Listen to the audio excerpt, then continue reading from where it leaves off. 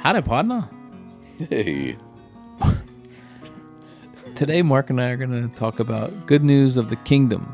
Not just that Jesus Christ has come and taught and lived and died and rose and ascended, but also the things that the Lord is doing amongst us today and how we'd like to focus more on that. And then also, we're going to talk, since it's the week of Good Friday, about what Jesus suffered for you and I as he made things right for us with his blood on the cross.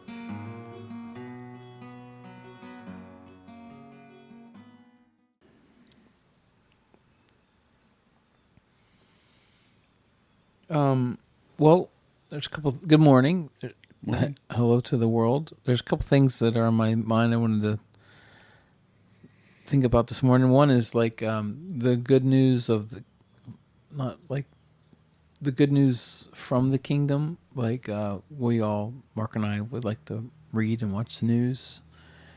And I had an encounter recently with someone who was telling me some good news about the kingdom, where I went in to pray for a person who had a bad fall, and she was glad to receive prayer, but then she said, I don't remember how we skipped to that, but she said, prayer always helps, she said. And then she told her son, who had been in a car accident, ribs had punctured into his lungs, and they deflated one lung or whatever, and they said, if we don't operate very soon, you're going to die. Yeah. And this is her story anyway, he said, in the midst of that, he said, I'm not supposed to have surgery. The Lord doesn't want me to. I just know he doesn't. And by the time, it all wrapped up, he had no broken rib and no collapsed lung, just was healed. And her other son was with her there, and they were just really like proclaiming this thing. And I thought about like how I just wish there was more. And even if it's not true, I'm sure the Lord does that kind of thing and could do that and probably did that thing. But to hear good news of the kingdom, it cuts so different than the news. Like I listened to some of the Supreme Court yesterday talking about birthright citizenship, which is, I'm pretty interested in listening to legal cases. I like that. Yeah. But I certainly wish there was more kingdom news in my life where I hear this beautiful thing. I don't think I got to tell you this. I had another visit recently where a lady told me that she was sitting with her husband who was dying, and she talked about her first husband when he died, that she saw, she was washing dishes and she saw a man walk across the room of their cabin wearing like a monk's garb, with the hood and the rough material, curly black hair, blue eyes, big smile, not floating, not ghostly, but a man. No wings. And walked through the bedroom door, shut door, or the wall, I forget she said. And then shortly after her husband passed. And she's telling that to me like, I know you think I'm crazy. And I'm like, well, tell me. Yeah. And she was really hung up in the telling of the, I'm crazy. And I said, well, she said, I don't know who it was. And I said, I don't know either, but how did you feel about it? And she said, I felt comforted. I said, so that sounds to me like it's from the Lord, whatever that was. Yep. But I think that there has to be maybe some way for us to, I'd like for us to have a way to indulge more in that news than the news. Yeah, something that's uplifting. Something that's beautiful. We're to seek what? That which is beautiful? True, noble, whatever is true, whatever is right, whatever is noble, whatever is worthy. Yeah. It's Philippians 4:8, something like that. Yeah, give me more of that in my life. Okay. Some of the news, though, I'm telling you, I've had to back off a little bit. It just gets you wound up for nothing. I mean, I don't want to be uninformed, but I think too much of that, man, just gets you worked up. Yeah. In a bad way. Worked up, but also like embedded. Like the Supreme Court thing, when I was listening to it yesterday, I didn't listen to that much of it. I really do like court cases. I think it's a lot of it's over my head, but I don't mind. Yeah. But then you go, I have no even this brilliantly presented case may have nothing to do with a decision. I have no effect on the decision. I'm here for the ride in some ways as a citizen, right? I don't. If I had to guess, I would guess the country's gonna just go all the poo is what I would think that we're gonna do probably. Yeah. But what if I was really caught up in and embedded in the kingdom and its news? You know. Yeah. And that only ever gets better, right? I guess. Yeah. I just didn't mean better, but like this is my real thing that I'm like I don't want to be so concerned about my temporary citizenship as opposed to what the Lord's doing. And yeah, man. Like I say, I don't want to be uninformed, but I also don't want to be manipulated. What's the word I'm looking for?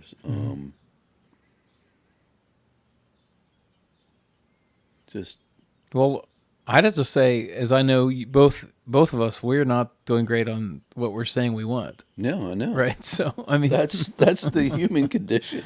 Well, I don't know. I think we could shift. I think we could shift it. Well, what did Paul say? I do things that I shouldn't do, and I don't do the things I should. Didn't he say something like that? He does, but he's not trying to make an excuse. He's trying to say, like, God. Then he ends that section saying, "God help me." Yeah.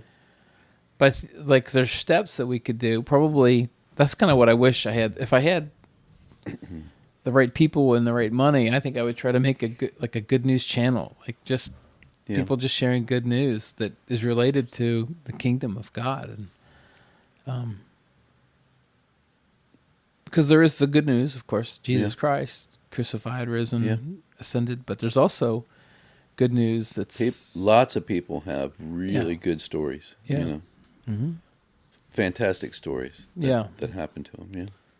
And then there is certainly a pressure, the veil we've talked about recently in 2 Corinthians 3, the veil kind of comes into that too. Say, well, you know, okay, great. I've had some people talk to me like I'm not very smart because of my faith, and go, oh, that's great that you believe that. You're like, well, you believe that, you know, you believe that if you can get the right Supreme Court thing, then you're going to. What's going to happen then? So. The I can't remember what magazine what it was in, but it was an image of scientists, philosophers climbing this mountain of quote unquote knowledge, and when they got to the top, all of us were sitting around the fire, eating fish. You know, Jesus welcoming them. Hey, come on in. You know, you said that to me before. What does that mean? What does that mean so much to you? That doesn't resonate with me like it does for you. I've heard that a few times. Yeah. What is the that? knowledge that they're trying to seek is. I think it's more complicated. What they're trying to believe is more complicated than what the truth really is. The 1 Corinthians says that God, He uses the foolish things to shame the wise. Yeah. That's kind of an example of that. Yeah. Yeah, I feel like I could relate to either side of that too, like trying to take everything apart instead of trying to see it for the glory in it. Isn't that in the Bible too? Let us reason together or something like that, you and I, or let's figure this out, or I forget what the... Well, let me give you an example. So I was talking to someone this week about the idea of predestination and free will, and how some people, they'll basically curse you if you don't agree with them on that. Really? Oh, yeah. Absolutely, yeah. And I just think, man, what about the mystery of God, who's infinitely bigger, smarter, ahead of us in time? Completely out of time, you know. And ahead of us in time. Yeah, right? All of it, yes. To think that He is, that everything about Him we could either say, no, it's this or this. Mm-hmm. And we understand it, and if you don't understand it that way, you're no good. That's what I mean by tearing things apart. Yeah. Even to the point where you don't treat the image of God in front of you well because they don't agree with you about every last thing. really focused. That conversation I was referring to was really focusing on how do we continually focus on Jesus Christ. Like, whenever you get a step away from the Lord, you're getting a step toward lost. Yes. Yeah. Another good news, pretty good story for me. I had a person I was visiting recently, and he was dying, and he told me basically he talked for an hour. I think just talked, and then. I hardly said anything, but at some point near the end of this visit, he grabbed my arm, and he said, "Don't you ever stop doing this." Oh. And it was so earnest or something that it just broke through. Like, wow. Like, because it is a hard job to sit with the dying, and it really spoke right to my heart. I'm so thankful. That was good. That's a good news moment, right? It's a. Did you say he was a believer? Or yeah. Okay. But he was struggling with his belief at Okay. the end of his life, and in the midst of his struggle, he said, I never could have made it without Jesus. And I said, well, there's your profession. There it is. But he was, it's one thing to know you're going to die. It's another thing to be, here's your death. It's coming. It's hours or days away. So the other thing I wanted to talk about a little bit is what Jesus suffered. We're recording this a couple of days before Easter. Good Friday, and was thinking about, it stacks up. Jesus didn't just suffer the cross, but he suffered several things before he got to the cross. Yeah. I don't think I could have borne the physical portion that he went through, let alone the separation from God. Yeah. I mean, Romans were pretty good at what they did. It's interesting in time, too, that Jesus happened to be killed publicly at a time when they had this really horrible, like, have you heard of I don't know. I don't want to even go my imagination trying to think of a more horrible way than how they killed people with a cross. Yeah. It was designed so you could linger for days. I think that was I guess it was a surprise even that he died in what was it, 6 hours or whatever, something like that. Yeah. Yeah. But because it was made to linger, days and days and days. Well, then I think the Bible says they killed the other two. They broke the other guy's legs so that they would die because they could clean it all up before Sabbath. Yeah. So. But that Jesus happened to. It wouldn't be the same story if he was in an electric chair. It'd be. Yeah, exactly. Or a lethal injection. Yeah. But that's kind of interesting that the timing of God was. I think it all. I wonder how. It's a weird place to start, but I was thinking in heaven. I have one of my ideas about heaven is that there's somehow instant replays of how that things like Jesus breaking the bread and fish and it dividing into enough to feed 20,000 people, but I wonder what the crucifixion looks like from glory. Like there must be somehow no pain in it. Yeah. Like it full, the revelation, and I think that's mysterious too. It is mysterious, yeah. I mean, I was just watching a thing, and I think it was secular. It was a scientific thing about the crucifixion, about the Romans had this. It was like a leather whip type thing that had like bones and metal, and just ripped flesh off. Yeah, sometimes down to past all the dermis and muscle into the organs. So. And then have to carry your 100-pound crossbeam to them.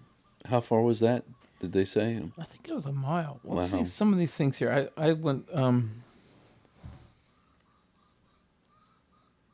I went to a thing. It's called Jesus is Alive, and Steve Shirley is the. That's what I gave you there. He says, based on biblical and historical evidence, I think it's safe to say that Jesus may have suffered more physical pain in his final hours on earth than any man in human history. As I've studied this over Easter, I've had chills as I read what he endured. I believe you'll find, as I have, that it certainly gives you a greater appreciation for what Jesus has done on our behalf. He loved us so much. The Bible shows us that Jesus, being God in the flesh, knew ahead of time of the things he was going to suffer before they happened.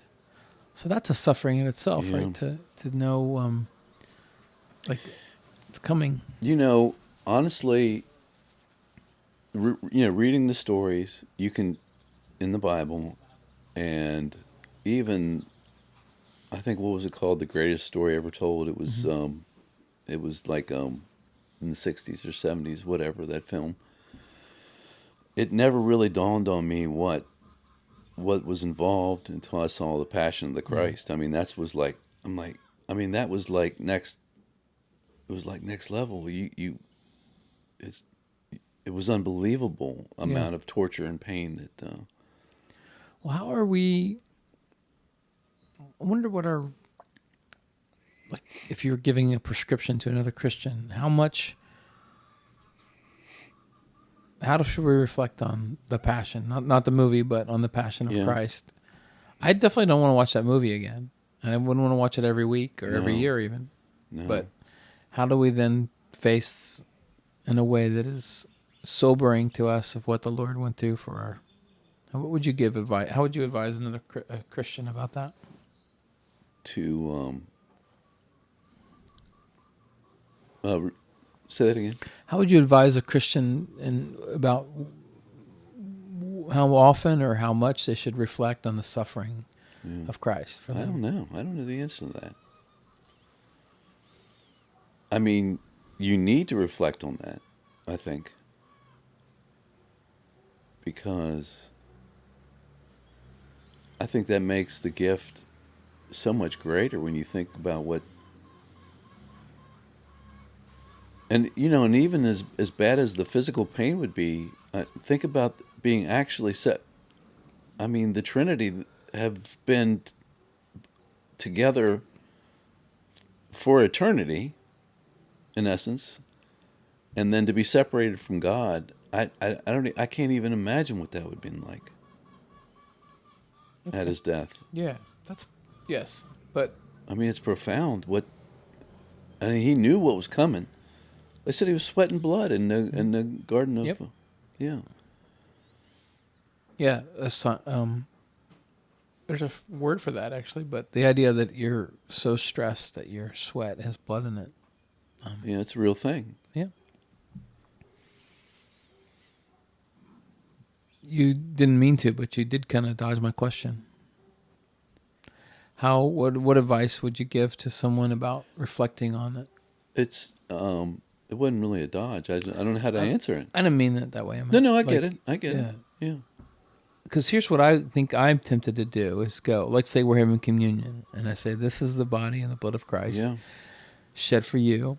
And then I could feel myself kind of going, like, I don't want to go there a little bit, like to a point. Yeah, but what's that? What would be the healthy way to be like, I don't like know. the Passion was, I don't know. I don't think that'd be healthy for me all the time. Also, I think it would become, I don't know. Desensitized? I don't know. Desensitized or religious or something. Or religious, okay. I was thinking more desensitized initially, but like... well, but you could be desensitized the other way, where my blood shed for you. Is it just a phrase? Okay, my blood shed for you. And you just think about, okay, yeah, well, whatever. Were you with your mom when she died? No, COVID. We weren't allowed. Were you with her at all in that time frame? No. Oh, wow. Yeah. So I was with Mom when she died, and it is hard to go there, like to really think about it at all, It's always kind of running in my software when I'm with someone who's dying, especially if they're in that age range and they're a woman, and you think, oh, this is... Yeah. I mean, I was with Valerie's mom, though. Yeah. The whole time. I guess what I'm trying to get at, though, is like, that's interesting, yeah. About where do you let yourself go and where do you protect yourself from? Like, I think to sit around here and mope about my mom dying, Yeah. every day, all day would be a waste of my Waste of life, time, right? yeah. However, if there might be a time where to bring it up with my brothers if something's going on, Yeah. but when it comes to the death of the Lord, for me, for my sin, it does seem like it ought to be reflected on beyond just saying this is his body, this is his Yes. blood, Yeah. but like to really kind of let yourself. I don't know what the right mix Yeah. of that is. Yeah. That's a good question. Honestly, I never really thought about that. But what I do think about now is, like I said, when you say, "This is my, these are my bones or my flesh, broken for you," Yeah. and never let that just be words, right? You need to- Yeah. There's a. I'm kind of partially interested in it. I'm a little conflicted because I'm kind of interested in it psychologically in the sense of because we have to continue. Like our Yeah. life is about Yeah. what's next. Yeah. Right. So Yeah. and like losing your mom or your dad or your mother-in-law, all this stuff. You have to okay. How do we regroup and how do we move on? Mm-hmm. And yet, with the Lord, and when He did have His Last Supper with the guys, He says, "Whenever you do this, remember me." Yeah. And I think maybe particularly to remember not just that, but to remember His passion. So yeah, I'd like to. Well, Lord, help us to be. I'd like to be more reflective. I guess I would really be more reflective about what Jesus went through for me on the cross because of my sin. Amen. Yes. Yes. And I also am a little scared of like I don't watch sad movies. Like I would never watch Schindler's List or No, I The saw Green that. Mile Yeah. or stuff like that. My dad told me things. He says, "Well, don't watch that." Okay. And I was like, "Okay," because I'm really kind of focused on. I want to continue. You know Yeah. what I mean? And I do fear sometimes just being undone by sorrow. Yeah. Does that make sense? It does make sense. I watched both those, and they both Yeah. make you cry. You know. And I don't mind to cry. I Yeah. just don't want to become like where there's. I think those would be examples of there's not really they're bleak. They're not just sad. They're bleak. Yeah. Mm-hmm. And so, anyway, that was deep. So Jesus, he knew he was going to suffer. So much distress that caused that he was sweating drops of blood. That's in Luke 22. The beginning of his sufferings on that last week of his walking around uncrucified was the beginning of the sufferings was right after he was betrayed, arrested, and deserted by the disciples. He was taken to the high priest's house where he was struck in the face by an officer of the high priest. Shortly afterwards, he was blindfolded, then beaten and spit upon by the men around him. Well. I haven't said this in a while, so I think about sometimes. So for Jesus to be hit by the hand of a hand that he made and that he conceptualized and put together from his imagination, and then breathed life into dust and and now this hand is Knitted together in the womb, and and now this hand is using violence against him, and then to blindfold him and to mock him. I wouldn't put up, I don't think, with much of that. Well, I mean, I would say that the being that created it all had a way out of all that. He could have avoided the whole thing. So the fact that he didn't is another thing, that the sacrifice that he made. He could have a legion of angels come down to defend him on any of that, and he still chose to die for my sins. There's a particular thing, though, like from, in a way, how your kids can make you mad in a way that other people can't. Because you're like, I made you. I made you, right? Yeah. And, and for God, that's, Yeah. true. Actually, for Yeah. us, it's we contributed to your Yeah. birth, but God Yeah. I made you, and here you are smacking me in the face. Yeah.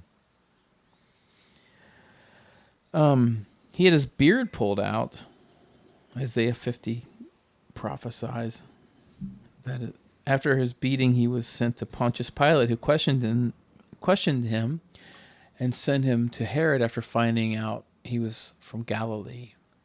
Herod, along with his men, treated him with contempt. They mocked him. They dressed him in a gorgeous robe, bloody, and they sent him to Pilate. Pilate questioned him some more, and then, giving him to the crowd's wishes, he ordered Jesus to be crucified. Before being led to the crucifixion site, Pilate ordered that Jesus be flogged. Mark kind of already referred to that. So if you're a Roman citizen, you couldn't be flogged with that thing with bone and glass. Oh, I didn't know that. That's what this says anyway. I've Okay. read that before. Okay. So it would have been flogged with a whip. It says the whip, called a cat of nine tails, had a handle about 18 inches long with 9 leather straps about 6 or 7 feet long, and at the end of each strap was small lead balls mixed with pieces of animal bone or metal. Jeez. I don't see glass in that one. I thought I'd seen glass before. Yeah. So those would tear into the body.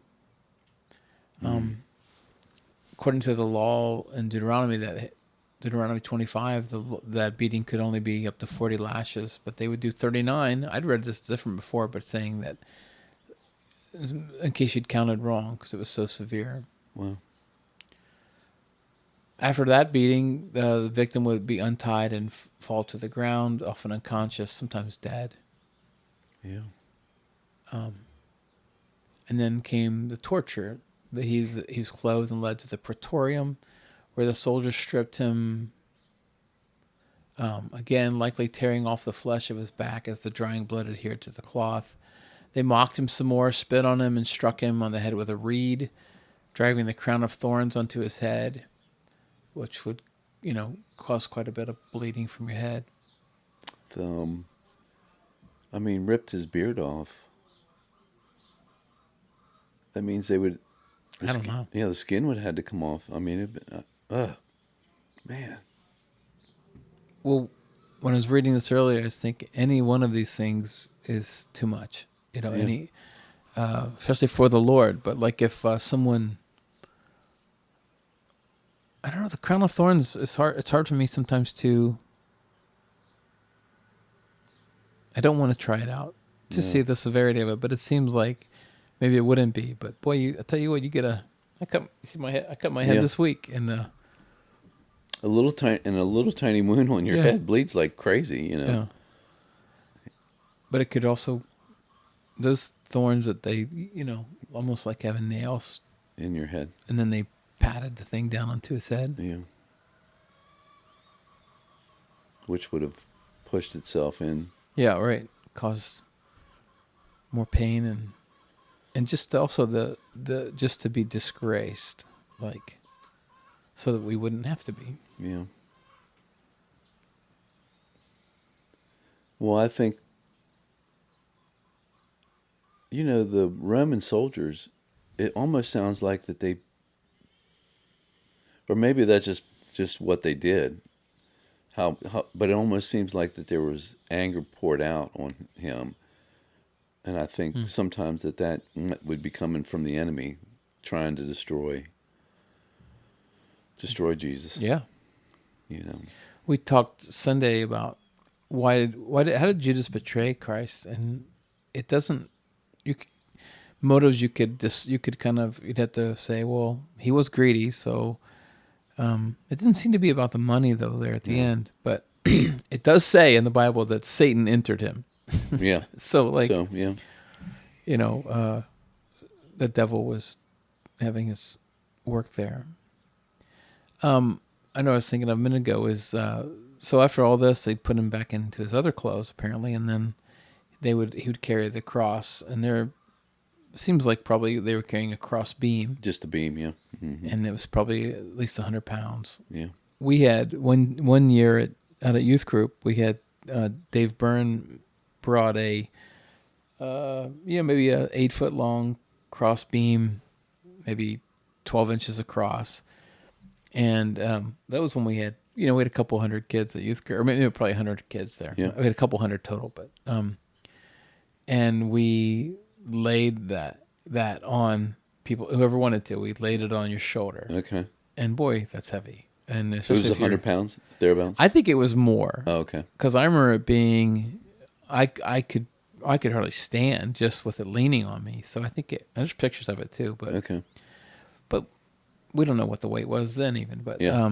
but that idea of, I wanted the kids to have a sense of feeling, bearing our sins, Jesus, Yeah. bearing the cross for us. And so Jesus is carrying that or dragging it, and then he doesn't make it. Someone comes and carries it for him. On top of all the beating, and Loss the of weakness. blood, yeah. And dehydration maybe by that point too. Yeah. Yeah, what a sacrifice. By the time Jesus reached, the crucifixion site, we would say he was in critical condition. This guy says, it sounds right. Then they would nail his hands, which it almost seems like it must be his wrist. Just a different understanding of what hands are, because your hand, the nail would probably just pop out. And there's lots of, a nail through the hand and then bound by the wrist. The wrist is what actually, the leather bands on your wrist actually are what holds you up. But they would nail your hands. And it's just and for your pain. Feet. Yeah. And then there might be a little shelf under your feet to help you push up to be able to breathe. And so that was his suffering for us there. Well, I think that was part of the suffering, is that if you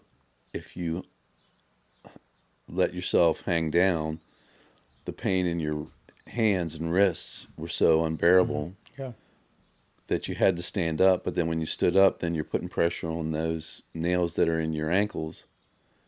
And so you're switching. And if you do hang down, then you can't breathe. Yeah.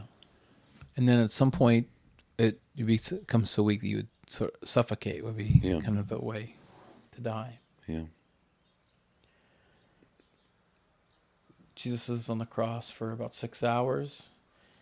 And near the end, it depends on how you read the Gospels, tell different parts of the story, but he says it's finished, and then he passes.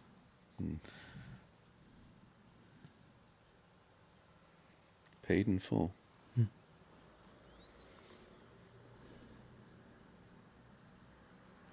So this is, we were talking a bit ago about reflecting on this. I wish I had a better answer about, I was a better example about how much I reflect on this. Mm-hmm.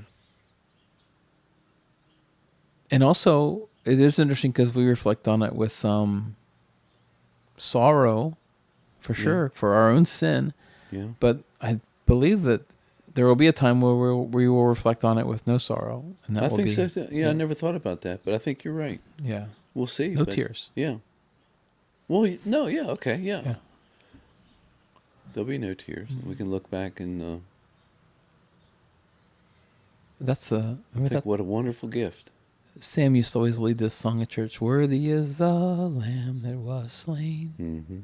Holy, holy is He, which is right out of Revelation. Yeah.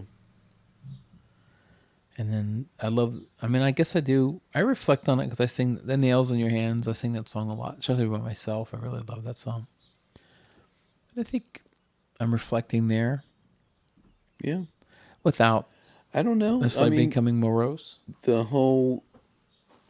We celebrate and mourn this time of year. Maybe that's the answer to your question, that we at least think about it once a year. And this time to think of... Yeah, I'd hope it's not once a year. No, yeah, but at least, I'm saying, yeah. Right. And not just to give it a passing, but really think about the what he went through so we could see God. Yeah. Mm-hmm.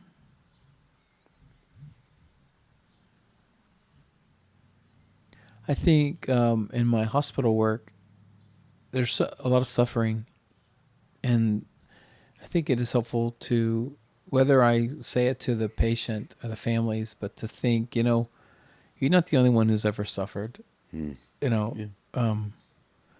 because when you're suffering, it is hard to realize that you're not the only one, Yeah. and that Jesus willingly suffered for you. Yeah. And I do find that, actually even yesterday, I was thinking about that in a very hard visit with a very sick person, and thinking, well, the Lord is not outside of this. He's not looking down and going, suffer, but he's also suffered and knows what it is. So. That's all I think I have right now. But if anybody has any thoughts about how you reflect on the crucifixion and how it helps you in your devotion to God, I'd love to talk with you about it. Yeah, me too. I'd love to hear a wide variety of opinions on that. And I hope you have a beautiful celebration of Easter. Yeah. And spend it with the family. Mm-hmm. Yeah. The family, as in your church family. And your family, and too. And your family, yeah. That was we had great Easters at my grandma's house. It was a big deal. We'd have big old, my grandma always said, we'll have a big old time, Richie. Oh, I miss that. Yeah. All right. Well, love you guys. Thanks. Grace and peace. Love you. Bye.